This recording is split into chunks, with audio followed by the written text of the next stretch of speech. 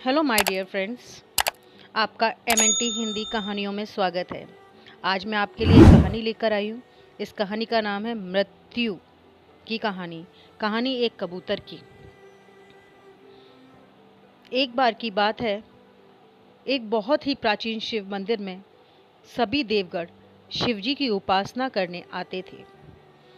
उसी मंदिर में एक कबूतर भी रहता था।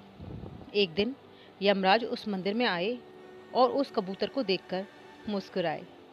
फिर क्या, अंदर शिवजी की उपासना करने चले गए।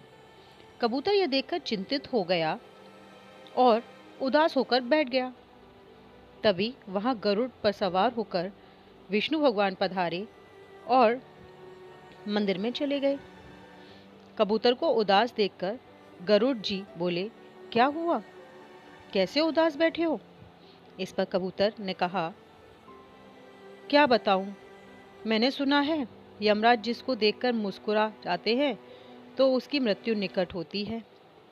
अभी अभी यमराज अंदर जाते समय मुझे देखकर मुस्कुराए हैं। मुझे भय लग रहा है। इस पर गरुड़ जी बोले, कोई बात नहीं, तुम चिंता मत करो।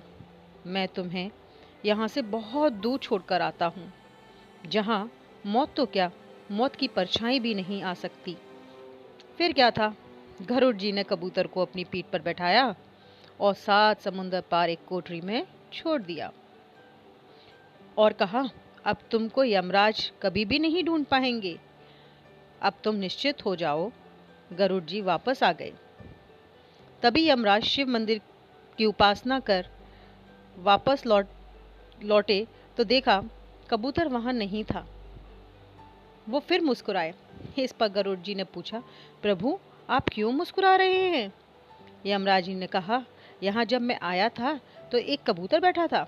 मुझे उसे देखकर यह सोचकर हंसी आई कि उसकी मृत्यु कुछ ही क्षण में होने वाली है, और वो भी 7 समंदर पार एक कोठरी में, और ये यहाँ बैठा है।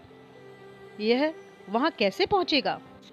विधि का विधान देखो। मैं लौटकर आया हूँ तो देखता हूँ कि ये वो वहाँ कैसे पहुँच गया और मृत्यु का ग्रास भी बन गया। गरुड़ जी को यह सुनकर बड़ा अफसोस हुआ कि ये मैंने क्या कर दिया। मैं तो उसके प्राण बचा रहा था। इस कहानी का तात्पर्य है, प्रत्येक जीव की मृत्यु का समय और स्थान निश्चित होता है और वो वहाँ पहुँच ही जाता है। अगर आपको ये कहानी अच्छी लगी हो तो MNT हिंदी कहानियों को सब्सक्राइब करें, और अगर आपको ये वीडियो अच्छी लगी हो तो कृपया करके लाइक करें। धन्यवाद।